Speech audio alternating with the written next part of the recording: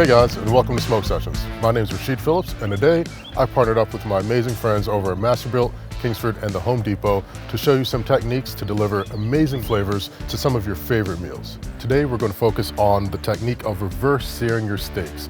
Now, reverse-searing sounds very complicated, but it's far easier than you think. We're just going to bring up the internal temperature of our meat slowly, then finish it off at high temps, and I'm talking 500 to 700 degrees. Quick sears on each side, and I promise you, you'll love the end result. You'll never want to cook your steak any other way again. Let's get to it.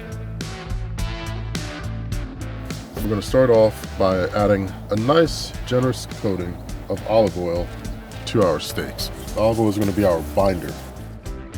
And you can use any of your favorite rubs or mixes of spices. The great thing about cooking is you can do it to what you want to eat.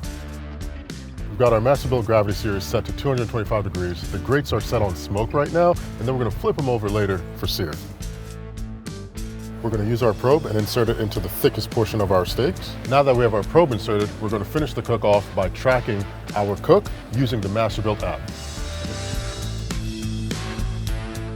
We're going to mix up a very simple and quick compound butter and coat the top of our steaks with that as it rests, just to really bring the flavors to the next level.